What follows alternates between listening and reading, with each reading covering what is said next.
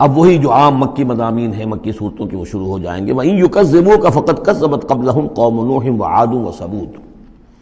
اور اے نبی اگر یہ آپ کو جھٹلا رہے ہیں تو آپ سے پہلے بھی جھٹلایا ہے قوم نوح نے، قوم عاد نے، قوم سمود نے، قوم ابراہیم و قوم لوط، ابراہیم کی قوم نے اور لوط کی قوم نے، واصحاب مدین اور مدین والوں نے، وکذب موسیٰ اور موسیٰ کی بھی تکذیب کی گئی تھی. فَأَمْلَيْتُ لِلْكَافِرِينَ، تو میں نے کافروں کو کچھ ڈھیل دی، مہلت دی، ان کی رسی دراز کی. ثُمَّ أَخَذْتُهُمْ، پھر میں نے ان کو پکڑ لیا. فَكَيْفَ كَانَ نَكِيرٌ، تو میری پکڑ کیسی رہی، کیا حشر ہوا قوم نوح کا اور قوم ہود کا اور قوم صالح کا. ان تمام اقوام کے جو حالات ہیں وہ قرآن مجید میں بار بار آ چکے ہیں. فَكَأَيٍّ مِّن قَرْيَةٍ أَهْلَكْنَاهَا، تو کتنی ہی ایسی بستیاں ہیں، آبادیاں ہیں جن کو ہم نے ہلاک کیا. وَهِيَ ظَالِمَةٌ، اور ہلاک یوں ہی نہیں کر دیا، وہ ظالم تھی، گناہ گار تھی، ان میں گناہ اتنا پھیل گیا تھا، شرک اور کفر کا اتنا دور دورہ ہو گیا تھا کہ گویا کہ وہ ایسے ہی تھا جیسے انسانی جسم کا کوئی حصہ اگر گل جائے تو اس کو کاٹ دینے ہی میں عافیت ہے، ورنہ پورے جسم کے لیے وہ چیز جو ہے وہ مضر ہوگی. ایمپوٹیشن ہو جاتی ہے، ہاتھ کا، آرم کا ایمپوٹیشن ہو گیا، پیر کا ایمپوٹیشن کر دیا گیا کہ اتنا گل سڑ گیا ہے کہ یہاں سے متعفن مواد جو ہے اگر خون میں جذب ہو کر پورے جسم میں جائے گا تو پوری جان جو ہے اس کی ہلاکت کا اندیشہ ہے. تو اللہ تعالیٰ اسی طریقے سے ان بستیوں کو کہ جو اس طریقے سے گندگی کا اور برائی کا اور معصیت کا اور سیئات کا مرکز بن چکی ہوں اور وہ پھوڑا بن چکی ہوں، پھر ان کے لیے یہی اللہ تعالیٰ کی طرف سے سرجیکل آپریشن ہوتا رہا ہے. فَكَأَيٍّ مِّن قَرْيَةٍ أَهْلَكْنَاهَا فَهِيَ ظَالِمَةٌ فَهِيَ خَاوِيَةٌ عَلَىٰ عُرُوشِهَا، وہ گری پڑی ہوئی ہیں اپنی چھتوں کے بل پر. وَبِئْرٍ مُعَطَّلَةٍ، کتنے ہی کنویں ہیں کہ جو بند پڑے ہوئے ہیں، بڑی محنت سے لوگوں نے اپنے اپنے زمانوں میں کھودے ہوں گے، ان سے پانی پینے والے لوگ ہوں گے یا جمگھٹے رہا کرتے ہوں گے لوگوں کے، اب معطل پڑے ہوئے ہیں. وَقَصْرٍ مَشِيدٍ، کتنے ہی محل ہیں جو ان میں بڑی گچکاری کی گئی ہے، بہت انہیں مضبوط بنایا گیا ہے. اب جاؤ الحمرا کو دیکھ لو، کبھی مسلمان حکومت کیا کرتے تھے، غرناطہ میں جاؤ اور دیکھو الحمرا محل کیسا ہے. جاؤ اور قرطبہ کی مسجد کو دیکھو کہ جہاں کوئی سجدہ کرنے والا نہیں ہے، کسی کو سجدے کی اجازت نہیں ہے. افلم یسیروا فی الارض، تو کیا یہ لوگ زمین میں گھومے پھرے نہیں ہیں. فتکون لہم قلوب یعقلون بہا، تو ہوتے ان کے دل جن سے یہ سمجھتے اور بات کو کی تہ تک پہنچتے. تو یہ جو لفظ قلب کے ساتھ عقل آیا ہے، اب اس کو اچھی طرح سمجھ لیجئے، چونکہ یہ بات میری تو آپ کے سامنے آ چکی ہے کہ میرے نزدیک انسان ایک مرکب وجود کا حامل ہے. اس کا ایک وجود حیوانی ہے، خالص حیوانی اور مکمل حیوان اور اعلیٰ ترین حیوان.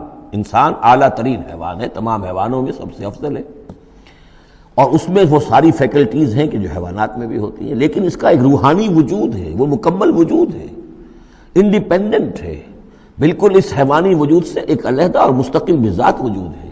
یہ دونوں کیسے جڑے ہوئے ہیں یہ ہم نہیں جانتے. وہ تو ہمیں یہ بھی معلوم نہیں کہ انسانی جسم میں جان کہاں ہے، کچھ پتہ نہیں. کہاں دل میں ہے، کہیں ہے، تو دل تو بدل دیتے ہیں لوگ، پھر بھی وہ جان تو وہی کی وہی رہتی ہے.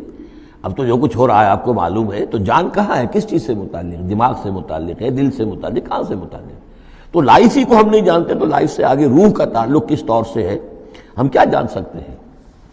ہست رب الناس رابا جان الناس، اتصال بے تکیف بے قیاس، یہ متصل ہے.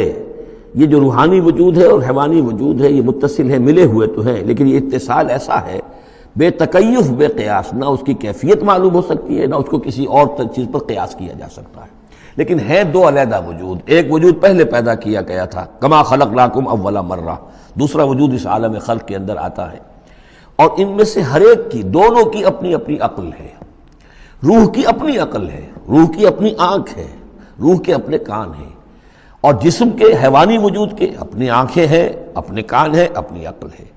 تو ان السمع والبصر والفؤاد، یہ حیوانی، یہ گویا کہ انسان کے جو حیوانی ذرائع علم ہیں وہ یہ ہیں جن کے بارے میں گفتگو سورہ بنی اسرائیل کی اس آیت کے حوالے سے میں تفصیلاً کر چکا ہوں. ان السمع والبصر والفؤاد کل اولئک کان عنہ مسئولا. لیکن انسان کے اندر جو یہ روح ہے یہ دیکھتی بھی ہے، یہ سنتی بھی ہے، اس کے اپنے کان ہیں، وہ غیر مرئی کان ہیں، غیر مرئی آنکھیں ہیں، لیکن اس کی اپنی عقل ہے. اب یہاں دیکھیے یہ دونوں چیزیں واضح ہو جائیں گی. فَتَكُونَ لَهُمْ قُلُوبٌ يَعْقِلُونَ بِهَا، تو ہوتے ان کے دل کہ جن سے یہ بات سمجھتے، او آذان یسمعون بها، یا ہوتے کان جن سے یہ سنتے. فَإِنَّهَا لَا تَعْمَى الْأَبْصَارُ وَلَكِن تَعْمَى الْقُلُوبُ الَّتِي فِي الصُّدُورِ، اس لیے کہ آنکھیں اندھی نہیں ہوا کرتی، دل اندھے ہو جاتے ہیں جو سینوں کے اندر ہے. یہ کون سا اندھاپا ہے؟ ابو جہل اندھا تھا کس اعتبار سے؟ ابو لہب اندھا تھا کس اعتبار سے؟ ولید بن مغیرہ اندھا تھا کس اعتبار سے؟ ان کی آنکھیں تو اندھی نہیں تھی، ان کے دل اندھے ہو گئے تھے، ان کی روحیں اندھی ہو گئی تھی، ان کے اوپر اپنی دنیاوی اغراض، اپنی ضد، اپنی ہٹ دھرمی اور اپنے تکبر اور اپنے جو بھی ان کے اندر عصبیتیں تھیں، اس کی وجہ سے اس طریقے سے ان کے اوپر پٹیاں پڑ چکی تھی کہ وہ روح نہ دیکھتی تھی نہ سنتی تھی۔ تو یہ ہے اصل میں یہ معاملہ، فَإِنَّهَا لَا تَعْمَى الْأَبْصَارُ، ایک ہے آنکھیں اندھی، لیکن ہو سکتا ہے اس کا دل جو ہے وہ دوسروں سے کہیں زیادہ دیکھنے والا ہو، لیکن یہ کہ آنکھوں کا اندھا ہونا اتنا بڑی بات نہیں، اتنا دل کا اندھا ہونا۔ أَفَلَمْ يَسِيرُوا فِي الْأَرْضِ فَتَكُونَ لَهُمْ قُلُوبٌ يَعْقِلُونَ بِهَا، تو کیا یہ زمین میں گھومے پھرے نہیں، پھر ہوتی ہیں ان کے دل کہ جن سے یہ بات کو سمجھتے، او آذان یسمعون بہا، یا ہوتے کان، روح کے کان کہ جن سے یہ سنتے، دیدن دیگر آموز سنیدن دیگر آموز، اس لیے کہ ظاہر بات ہے بستیوں کو تو وہ دیکھتے تھے، کتا بھی دیکھ رہا ہے کہ کار آ رہی ہے، اسے بچنا ہے، وہ بھی اپنی جان بچاتا ہے، انسان نے بھی دیکھ لیا اور وہ بھی جان بچانے کے لیے ایک طرف ہو گیا، تو کوئی بڑا فرق نہیں۔ یہ حیوانی جو دیکھنا ہے وہ تو دیکھنا ہے، لیکن انسان کا دیکھنا کچھ اور ہے۔ فَإِنَّهَا لَا تَعْمَى الْأَبْصَارُ وَلَكِنْ تَعْمَى الْقُلُوبُ الَّتِي فِي الصُّدُورِ، اس لیے کہ آنکھیں اندھے نہیں ہوا کرتی بلکہ دل اندھے ہو جاتے ہیں جو سینوں کے اندر ہیں، اس لیے کہ روح کا مسکن قلب ہے، یہ ہم جانتے ہیں، روح کا مسکن قلب ہے، یہ ہم نہیں جانتے کہ کیسے، کس طرح۔ بہرحال دل کو آپ اگر کہیں کاٹیں گے پیٹیں گے تو کہیں وہ آپ کو اس میں روح نظر نہیں آئے گی، وہ غیر مرئی شے ہے، لیکن تعلق اس کا جو ہے وہ قلب انسانی کے ساتھ ہے۔ وَيَسْتَعْجِلُونَكَ بِالْعَذَابِ وَلَن يُخْلِفَ اللَّهُ وَعْدَهُ، اور یہ لوگ جلدی مچا رہے ہیں نبی آپ سے عذاب کی، اور اللہ تعالیٰ اپنے وعدے کی ہرگز خلاف ورزی نہیں کرے گا۔ وہ عذاب آئے گا، کس شکل میں آئے گا ابھی اللہ تعالیٰ نے اس کو چھپا کر رکھا ہوا ہے، کب آئے گا وہ بھی اللہ نے چھپایا ہوا ہے۔ وَإِنْ أَدْرِيَ قَرِيبٌ أَمْ بَعِيدٌ مَا تُوعَدُونَ، یہ ہم سورہ انبیاء میں پڑھائے ہیں کہ میں نہیں جانتا ہے نبی، آپ کہہ دیجئے قُلْ إِنْ أَدْرِيَ قَرِيبٌ أَمْ بَعِيدٌ مَا تُوعَدُونَ، کہ جس چیز کا تم سے وعدہ کیا جا رہا ہے، جس چیز کی دھمکی دی جا رہی ہے وہ قریب آ چکی ہے یا دور ہے۔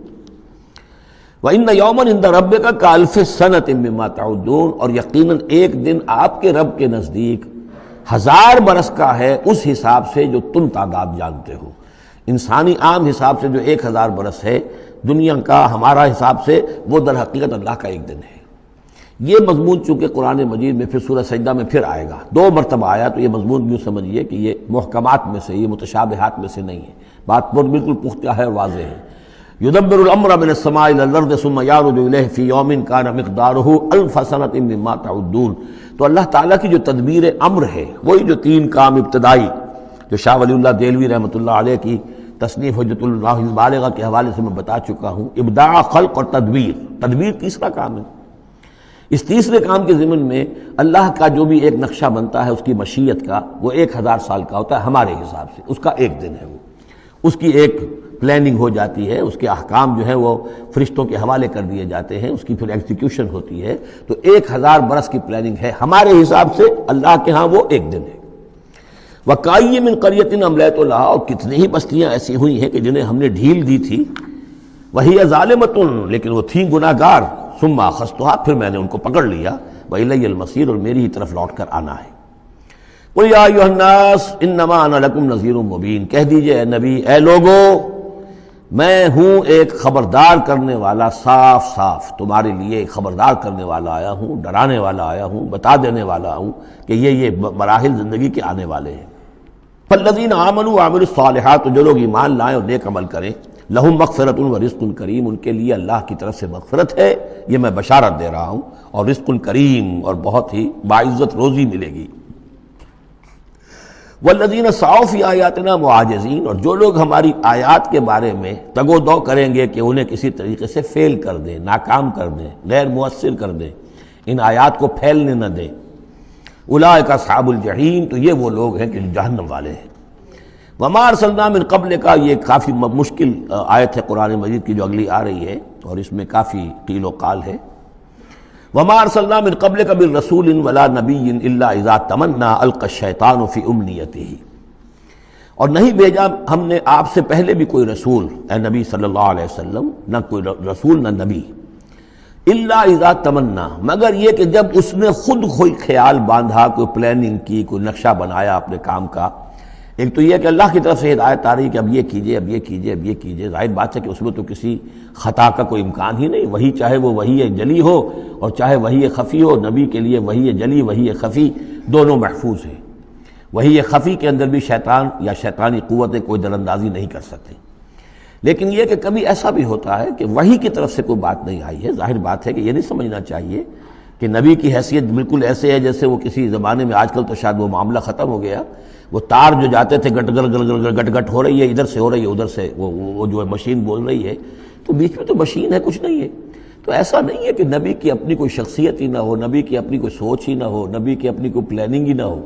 یہ تو عام انسان بھی دیکھیے، اگر کوئی آپ کو یہ کہے بس آپ کو تو جو کہا کرتے چلے جاؤ، تو آپ کہیں گے میری شخصیت، میری بھی کوئی سوچ ہے، میری بھی کوئی اس معاملے کے اندر مجھے بھی کوئی رائے جو ہے۔ تو نبی کا معاملہ یہ نہیں ہے کہ بس ہر لحظہ وہ اللہ کا حکم آ رہا ہے، نہیں، بلکہ یہ کہ ان کو ایک حکم دے دیا گیا، اس پر پھر وہ خود بھی سوچتے ہیں۔ تبلیغ کیجئے، جیسے حکم آیا انذر عشیرتک الاقربین، اب اپنے قریبی رشتہ داروں کو خبردار کیجئے۔ اب یہ کام نبی کا تھا کہ آپ نے حضرت علی کو حکم دیا کہ کھانے کا انتظام کرو، اور بنو ہاشم کے تمام مردوں کو آپ نے بلا لیا۔ یہ جو تدبیر ہے یہ محمد الرسول اللہ صلی اللہ علیہ وسلم کی۔ ان تدبیروں میں ایسا ہو سکتا ہے کہ کسی وقت کوئی خطا ہو جائے، کسی وقت کوئی بات جو ہے غلط بھی ہو جائے، یہ بات چونکہ اس کا ذاتی اجتہاد ہے۔ چنانچہ صحابہ کرام بھی یہ کرتے تھے۔ غزوہ بدر میں حضور نے جہاں حکم دیا تھا کیمپ لگانے کا، تو وہ جا کر بعض صحابہ پہنچ گئے کہ حضور دیکھیے اگر تو یہ وحی کے حکم کے تحت ہے، جو اللہ کا حکم ہے کہ یہاں کیمپ ہمارا ہونا چاہیے، سر تسلیم خم ہے۔ اگر یہ آپ کی ذاتی رائے ہے تو پھر ذرا اگر آپ اجازت دیں تو ہم کچھ اپنی رائے بھی پیش کریں۔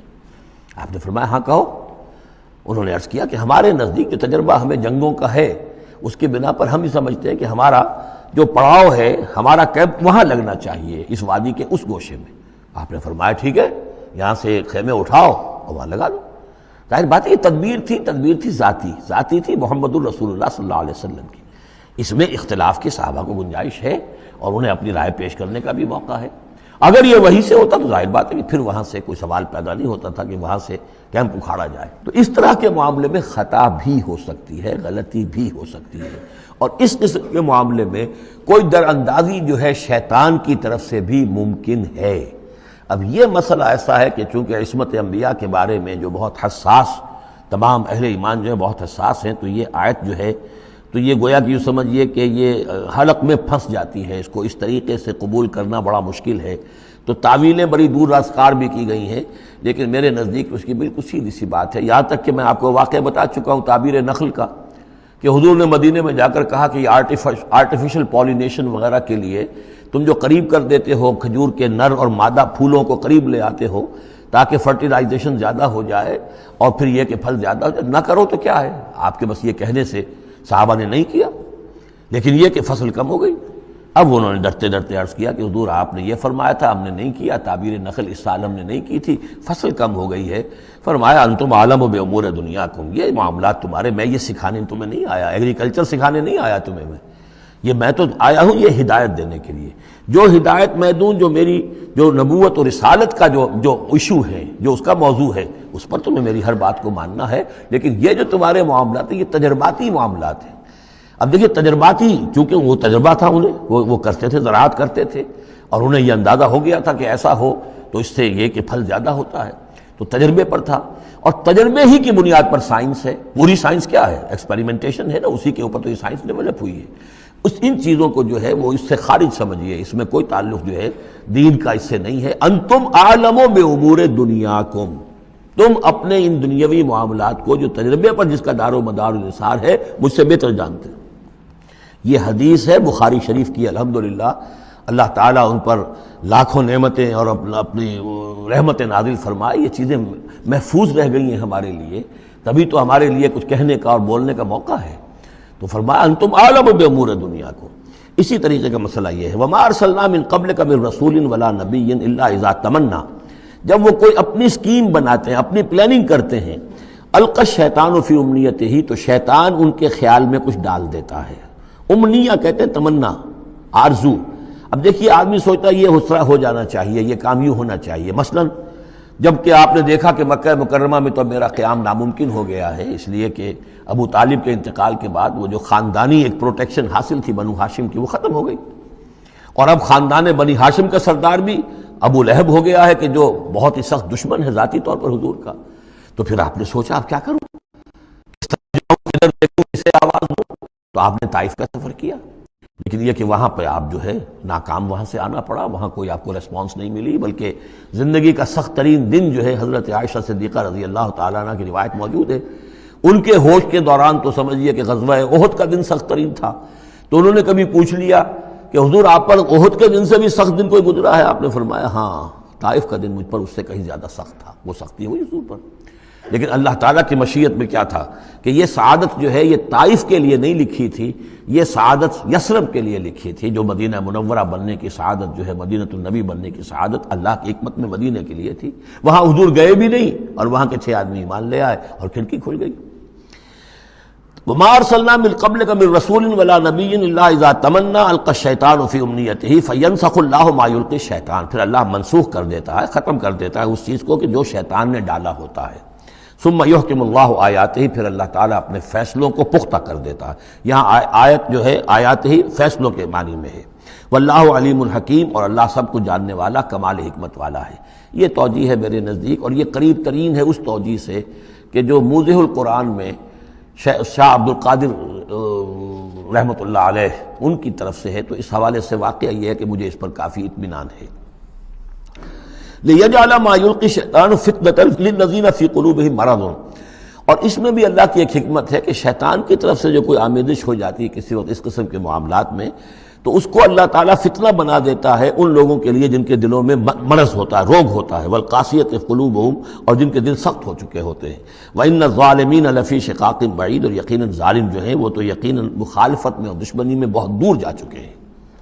وَلِيَعْلَمَ الَّذِينَ أُوتُوا الْعِلْمَ، اور یہ تاکہ جان لے وہ لوگ کہ جنہیں علم دیا گیا تھا، انہ الحق من رب، کہ یہ سب حق ہے آپ کے رب کی طرف سے، پھر جو بھی آخری فیصلہ اللہ کا آتا ہے اس پر پورا انشراح ہو جاتا ہے۔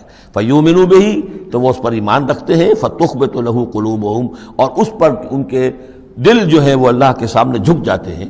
وان اللہ لہادی الذین آمنوا الی صراط مستقیم، اور یقیناً اللہ تعالیٰ ہدایت دینے والا ہے ان کو جو ایمان لائیں سیدھے راستے کی طرف۔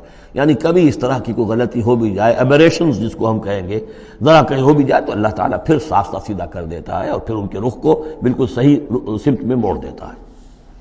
وَلَا يَزَالُ الَّذِينَ كَفَرُوا فِي مِرْيَةٍ مِّنْهُ، اور یہ لوگ جو کفر کر رہے ہیں ان کو تو یہ تو شک و شبہ ہی میں رہیں گے، ان کے شکوک و شبہات کبھی ختم ہونے والے نہیں ہیں۔ حَتَّىٰ تَأْتِيَهُمُ السَّاعَةُ بَغْتَةً، یہاں تک کہ یا تو قیامت آ دھمکے ان پر اچانک، اور یاتیہم عذاب یوم عقیم، یا پھر وہ عذاب جو ہے بانج دن کا، یعنی ایسا دن کہ جو خیر سے خالی ہوگا، بانج ہوگا، بانج دن، یوم عقیم کا جو عذاب ہے وہ ان پر مسلط ہو جائے۔ الملک یومئذ للہ، اس دن راج ہوگا پھر صرف اللہ کا، کسی کے پاس کوئی اختیار نہیں ہوگا۔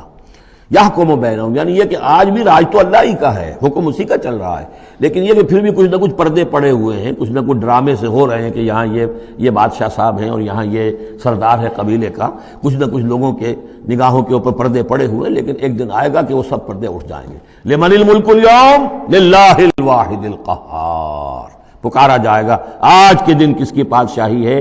اللہ کی جو واحد ہے، قہار ہے۔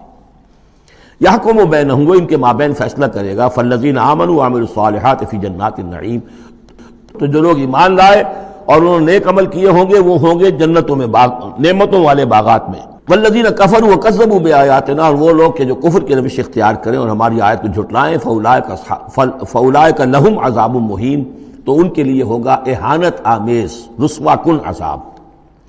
والذین ہاجروا فی سبیل اللہ، اب دیکھیے یہ ہجرت کا، کیونکہ یہ بالکل یعنی مکی دور کے بالکل آخری زمانے کی یہ صورت ہے، بالکل متصل سمجھیے، جیسے کہ ہجرت کے متصلاً بعد سورہ بقرہ، ہجرت کے بالکل متصلاً قبل یہ سورہ حج۔ والذین ہاجروا فی سبیل اللہ ثم قتلوا، اور وہ لوگ جنہوں نے ہجرت کی اللہ کی راہ میں، پھر خواہ وہ قتل ہو گئے اور ماتو، یا یہ کہ اپنی طبعی موت مر گئے، لَيَرْزُقَنَّهُمُ اللَّهُ رِزْقًا حَسَنًا، دونوں صورتوں میں اللہ تعالیٰ ان کو لازماً بہت رزق حسن عطا فرمائے گا۔ وَإِنَّ اللَّهَ لَهُوَ خَيْرُ الرَّازِقِينَ، اور یقیناً اللہ ہی ہے بہترین رزق دینے والا۔ لَيُدْخِلَنَّهُمْ مُدْخَلًا يَرْضَوْنَ، اور وہ لازماً داخل کرے گا انہیں ان جگہ ان مقامات پر کہ جن سے وہ راضی ہو جائیں گے۔ وَإِنَّ اللَّهَ الْعَلِيمُ الْحَلِيمُ، اللہ تعالیٰ یقیناً علیم ہے، سب کچھ جاننے والا، اور حلیم ہے، تحمل والا ہے۔ ذَلِكَ وَمَنْ عَاقَبَ بِمِثْلِ مَا عُوقِبَ بِهِ، یہ تو ہے ہی، اور یہ کہ جو شخص زیادتی کرے، جس نے بدلہ لیا بمثل ما عوقب بہ، جیسا کہ اس پر زیادتی کی گئی تھی، جیسا کہ اس پر ظلم کیا گیا تھا، ثم بغی علیہ، پھر اس پر مزید زیادتی کی جائے، لینصرنہ اللہ تعالیٰ اس کی لازماً مدد کریں گے۔ یعنی جو زیادتیاں ہو چکی ہیں مسلمانوں پر، اب ان کا حق ہے کہ ان کا بدلہ لیں، پھر اگر ان کی طرف سے اضافی زیادتی اور ہوگی تو پھر اللہ تعالیٰ کی طرف سے ان کی مدد کا پختہ وعدہ ہے۔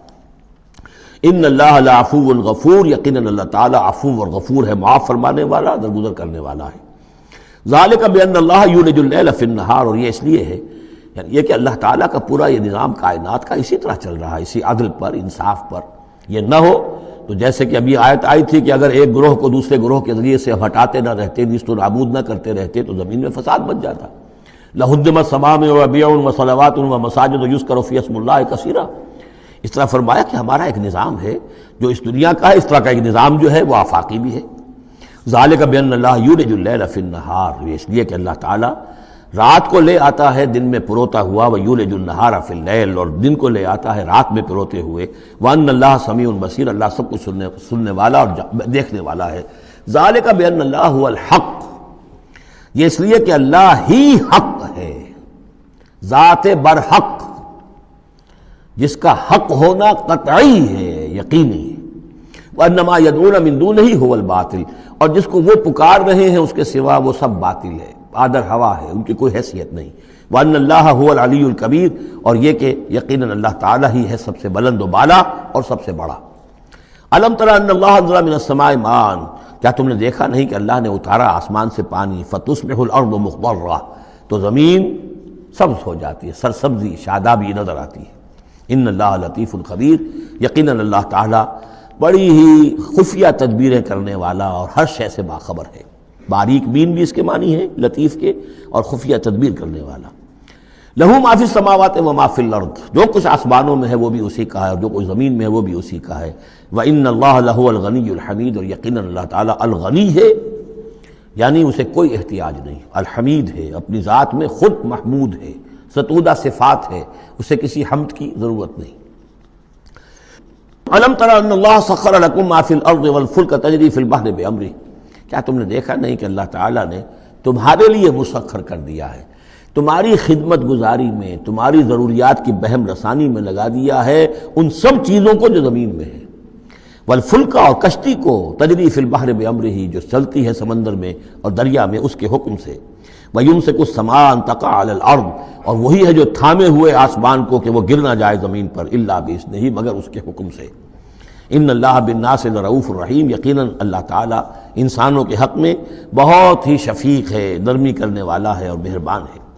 وَهُوَ الَّذِي أَحْيَاكُمْ، وہی ہے جس نے تمہیں زندہ کیا، یعنی پہلے تم مردہ تھے۔ سورہ بقرہ میں بھی آیت آپ دیکھ چکے ہیں، بالکل اس کے ہم وزن آ رہی ہے۔ کیف تکفرون باللہ وکنتم امواتا فاحیاکم ثم یمیتکم ثم یحییکم ثم الیہ ترجعون۔ اب یہاں صرف یہ کہ کنتم امواتا کے الفاظ کو دوبارہ نہیں لائے، هو الذی احیاکم ثم یمیتکم ثم یحییکم، تم مردہ تھے پھر تمہیں زندہ کیا، پھر تمہیں موت دے گا، پھر زندہ کرے گا۔ مردہ تھے یعنی یہ ہمارا وہ دور ہے جبکہ روحانی عالم ارواح میں ہم سے عہد لینے کے بعد ہمیں سلا دیا گیا، الست بربکم، اس کے بعد کسی کولڈ سٹوریج کے اندر تمام ارواح کو رکھ دیا گیا، وہ ہماری پہلی موت تھی، پہلی نیند تھی جو ہم سوئے رہے۔ اس کے بعد جاگے ہیں تو اس عالم خلق کے اندر کسی رحم مادر کے اندر وہ روح جو ہے وہ لا کر ایک جنین کے ساتھ جوڑ دی گئی، یہ ہمارا احیاء اول ہو گیا۔ اس کے بعد پھر یہاں رہیں گے تو یہ زندگی ہے دوسری، اور اس کے بعد جب موت ہوگی تو احیاء یہ اماتہ ثانی ہو جائے گا، پھر اللہ اٹھائے گا بعد بعد الموت، وہ احیاء ثانی ہو جائے گا۔ یہ سورہ غافر میں مضمون آئے گا، اس کا کلائمیکس جو ہے سورہ غافر میں ہے۔ وَهُوَ الَّذِي أَحْيَاكُمْ ثُمَّ يُمِيتُكُمْ ثُمَّ يُحْيِيكُمْ إِنَّ الْإِنسَانَ لَكَفُورٌ، یقیناً انسان جو ہے وہ ناشکرا ہے۔ لِكُلِّ أُمَّةٍ جَعَلْنَا مَنسَكًا هُمْ نَاسِكُوهُ، ہم نے ہر امت کے لیے ان کے قربانی کے طریقے، طور طریقے، عبادات کے آداب ہم نے مقرر کر دیے ہیں جو اس کی پیروی کرتے ہیں۔ فَلَا يُنَازِعُنَّكَ فِي الْأَمْرِ، تو انہیں آپ سے جھگڑنا نہیں چاہیے، یعنی یہ کہ اگر یہود کے ہاں کوئی اور طریقے تھے قربانی کے تو اور یہاں بنی اسماعیل کے لیے ہم نے کچھ اور مقرر کیے، مسلمانوں کو اب کچھ اور طریقے ہم بتا رہے ہیں، تو اس میں کوئی حرج نہیں ہے، اس میں جھگڑنے کی ضرورت بات نہیں۔ یہ پہلے پڑھ چکے ہیں اسی صورت میں کہ ہم نے ہر امت کے لیے منسک مقرر کیے ہیں۔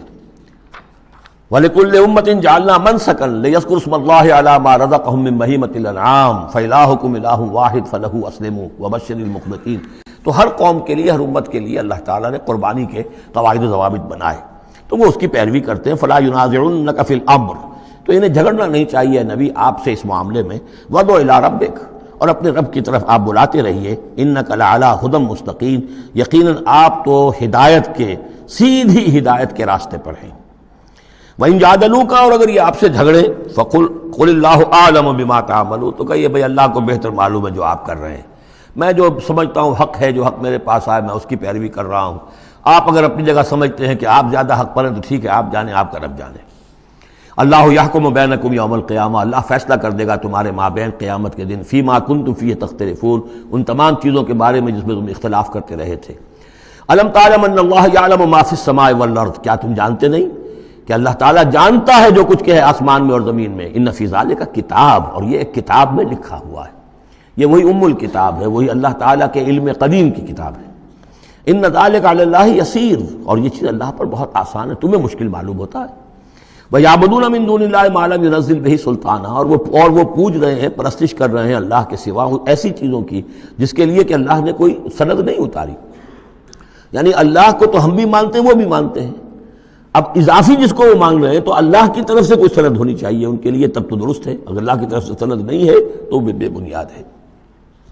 وَمَا لَيْسَ لَهُم بِهِ عِلْمٌ، نہ صرف یہ کہ کوئی سند نہیں ہے، کوئی علم بھی نہیں ہے، کوئی معقول بات ہو، کوئی دلیل ہو، کوئی بنیاد ہو، کوئی منطق کے اندر، کوئی حقیقت کے اندر، بالکل بے بنیاد باتیں۔ وَمَا لِلظَّالِمِينَ مِن نَصِيرٍ، ایسے ظالموں کا کوئی مددگار نہیں ہوگا۔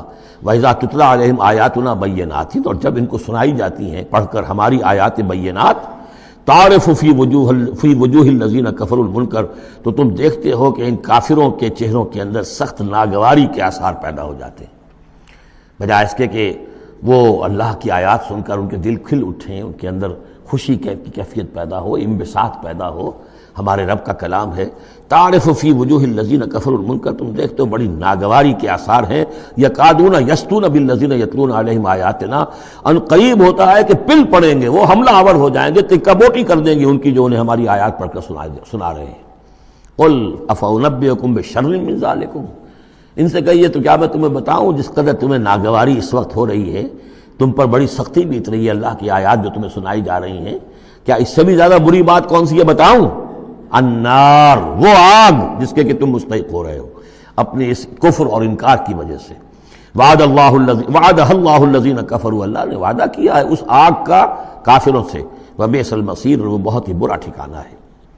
اب جو یہ آخری رکوع آ رہا ہے سورہ مبارکہ کا، اس کے ترجمے سے پہلے مجھے تھوڑی سی تمہیداً کچھ بات عرض کرنی ہے۔ یہ جو ایک دعوت رجوع القرآن کی ایک تحریک ہم نے شروع کی، اور الحمدللہ کہ میں اس میں اپنی زندگی کے لگ بھگ 35 برس اب صرف کر چکا ہوں، اور اسی کے پھر کوکھ سے تنظیم اسلامی اور تحریک خلافت نے جنم لیا ہے۔ اس دعوت رجوع القرآن کی جو بنیاد ہے اور جس کو کہ میں نے ذریعہ بنایا ہے قرآن مجید سے لوگوں کو متعارف کرانے کا، اور قرآن مجید کے ذریعے سے دین کے جامع تصور کو لوگوں کے سامنے پیش کرنے کا، اور قرآن مجید کے ذریعے سے دین کی طرف سے جو بنیادی فرائض ہم پر عائد ہوتے ہیں اس کا ایک جامع تصور دینے کا جو میں نے کام کیا ہے، اس کے لیے ذریعہ میں نے بنایا ہے ایک منتخب نصاب کو، مطالعہ قرآن حکیم کا منتخب نصاب۔ یہ جو منتخب نصاب ہے یہ تقریباً کل قرآن کے 1/15 حجم کے اندر یوں سمجھیے کہ 2 پاروں کے لگ بھگ ہے، مائنس پلس کم و بیش 2 پارے ہوں گے۔ تو اس میں ان آیات کو لیا گیا ہے کہ جن میں ایک تو یہ کہ دین کا جامع تصور بہت مختصر الفاظ میں سامنے آ جائے، اور جو فرائض دینی ہیں جس کا کہ ہم سے باز پرس ہونی ہے، جس کے بارے میں پوچھ گچھ ہونی ہے، تو اس کا صحیح تصور ہمیں معلوم ہے۔ کوئی نماز روزہ یہ تو فرض ہے، سب جانتے ہیں، اس کے علاوہ بھی کوئی چیز فرض ہے، کسی چیز کے بارے میں ہم مسئول ہیں، ذمہ داری ہماری ہے یا نہیں ہے۔ تو وہ جو منتخب نصاب ہے اس کے مختلف جو حصے ہیں، ہم کچھ حصوں سے گزرے ہیں، لیکن یہ میں آج سوچ رہا تھا کہ جیسے میں نے آپ کو بتایا تھا کہ حروف مقطعات کا معاملہ یہ ہے کہ 29 حروف ہیں یا 28 حروف ہیں عربی زبان کے الفابیٹس جو ہیں، شروع کے حصوں میں سے حروف میں سے بہت کم ہے جو حروف مقطعات میں آئے، اور آخری جو حصہ ہے اس کے تختی کے، اس کے بہت سے حروف ہیں، اکثر و بیشتر ہے کہ جو حروف مقطعات میں آئے ہیں۔ تو یہ پہلی مرتبہ میرا ذہن ادھر گیا ہے کہ ہمارے اس منتخب نصاب میں بھی یہ چیز کوئی میرے پیش نظر نہیں تھی کہ جان بوجھ کر ایسا کیا ہو۔ زیادہ حصے اسباق وہی ہیں کہ جو نصف ثانی سے متعلق ہیں، بلکہ قرآن مجید کے آخری حصے سے زیادہ جو ہیں وہ اس میں مقامات اور آیات اور رکوع یا صورتیں شامل ہوئی ہیں۔ لیکن اس وقت اس کا تعارف میں یہ کرا رہا ہوں کہ اس کا ایک بڑا مرکزی درس ہے کہ جو اگلی جو یہ رکوع آ رہا ہے جو 6 آیات پر مشتمل ہے، یہ اس کا بڑا مرکزی درس ہے۔ یہ جو میرا منتخب نصاب ہے اس کے 6 حصے ہیں۔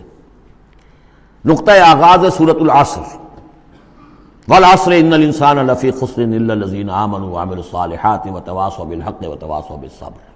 مختصر ترین صورت، جامع ترین صورت، کہ انسان کی نجات کے یہ 4 لوازم ہیں: ایمان، عمل صالح، تواصی بالحق، تواصی بالصبر۔ پھر 3 اور مقامات ہم نے اس میں ایسے ہی جامع مقامات جس میں یہ چاروں چیزیں تقریباً بیان ہوئی ہیں وہ شامل کر کے وہ پہلا حصہ ہو گیا۔ اس کا ایک درس ہم گزر چکے ہیں سورہ بقرہ میں، آیت البر، اس کا درس نمبر 2 ہے۔ لیس البر ان تولوا وجوہکم قبل المشرق والمغرب۔ نیکی جو تم نے سمجھی ہوئی ہے، کسی نے کسی شے کو نیکی سمجھا ہوا، کسی نے کسی کو نیکی سمجھا ہوا ہے۔ اصل نیکی کیا ہے، پوری نیکی کیا ہے، نیکی کی روح کیا ہے، جڑ بنیاد کیا ہے، نیکی کے مظاہر کیا ہیں، ان مظاہر میں پھر اقدمیت کس چیز کی ہے، اولیت کس شے کی ہے، ثانوی درجے میں کون سی ہے، پھر چوٹی کیا ہے، سمم بونم کیا ہے، سب سے اونچا جو مقام ہے، جو مقام مطلوب ہے وہ کیا ہے۔ اسی طریقے سے پھر اس کا دوسرا حصہ جو ہے اس منتخب نصاب کا، اس میں کچھ ایمان سے متعلق مباحث ہیں۔ ایمان کن چیزوں کا نام ہے، کیسے ایمان وجود میں آتا ہے، تو اس میں سورہ فاتحہ بھی ہے، وہ بھی ہم پڑھ چکے ہیں، اور پھر سورہ آل عمران کا جو آخری رکوع کی آیات تھیں، ان فی خلق السماوات والارض واختلاف اللیل والنہار یہ بھی جو ہے لآیات لأولی الالباب۔ پھر یہ کہ ایک اور سبق اس کا وہ ہے جو اگلی جو صورت آج ہی ہم پڑھیں گے انشاءاللہ، سورہ نور کا جو 5واں رکوع ہے وہ بھی اس کا ایک سبق ہے۔ آج کے ہمارے اس حصے میں اصل میں 3 اسباق آ رہے ہیں کہ جو اس منتخب نصاب کے، اسی لیے میں نے مناسب سمجھا کہ اس منتخب نصاب کا آپ سے تعارف کرا دوں۔ پھر یہ تیسرا حصہ اس کا جو ہے وہ اعمال صالحہ، عمل صالح کی تفصیل کیا ہے، انفرادی سطح پر کیا عمل ہونا چاہیے، اجتماعی سطح پر کیا ہونا چاہیے، معاشرتی سطح پہ کیسے ہونا چاہیے، ریاستی سطح پر کیا ہونا چاہیے۔ تو اس میں خاص طور پہ معاشرتی سطح سے متعلق وہ سورہ بنی اسرائیل کے 2 رکوع ہم پڑھ چکے ہیں جو 15ویں پارے میں آئے، سورہ بنی اسرائیل میں 3 اور 4 رکوع، جو میں نے عرض کیا تھا کہ یہ 10 کمانڈمنٹس جو ہیں تورات کے، وہ گویا کہ ان کی یہ تعبیر ہے، قرآن مجید کی تشریح یہ ہے ان کی۔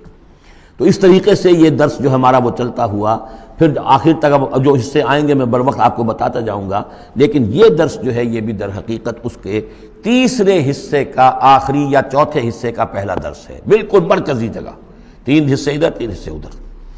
یہ اس اعتبار سے جامع ترین مقام ہے قرآن کا کہ قرآن کی دعوت کو 2 حصوں میں تقسیم کر کے بیان کیا گیا۔ ایک قرآن کی دعوت عمومی ہے، ہر انسان، کل نوع بشر کے لیے، اس لیے کہ حضور کی بعثت تمام انسانوں کے لیے، ہر انسان کسے باشد، چاہے شمال کا ہو، جنوب کا ہو، مشرق کا ہو، مغرب کا ہو، کالا ہو، گورا ہو، پیلا ہو، نیلا ہو، کوئی ہو، سب کے لیے کیا دعوت ہے قرآن کی، قرآن کیا کہتا ہے، کوئی ہے یا نہیں؟ پہلے درجے میں تو دعوت عمومی، الی کافۃ الناس۔ دوسرے درجے میں دعوت خصوصی، یہ کن کے لیے ہے؟ جو ماننے کا اعلان کرے۔ پہلی دعوت دعوت ایمان ہے، مانو اللہ کو، مانو رسول کو، مانو آخرت کو، مانو بعث بعد الموت کو، مانو جنت کو، مانو دوزخ کو، یہ ہے عام۔ جو یہ مانتے ہی نہیں، اب ان سے کوئی اور کلام نہیں، ان سے ہم کیسے کہیں گے نماز پڑھو اور روزہ رکھو؟ وہ اللہ کو نہیں مانتے، قرآن کو نہیں مانتے، نبی کو نہیں مانتے۔ تو دعوت ایمان ہے، دعوت عام قرآن مجید۔ اور پھر جو ایمان کا دعویٰ کریں، اب ان سے خطاب ہے کہ اب جگر تھام کے بیٹھو، میری باری آئی، جب تم نے مان لیا تو ماننے کا یہ تقاضا پورا کرنا پڑے گا۔ اب وہ دعوت عمل ہوگی، یہ کرو اور یہ کرو اور یہ کرو اور یہ کرو۔ تو دعوت ایمان یہاں پر، اور پھر دعوت عمل، ان کو علیحدہ علیحدہ سے جو ہے اللہ تعالیٰ نے ان 6 آیات کے اندر بیان کر دیا۔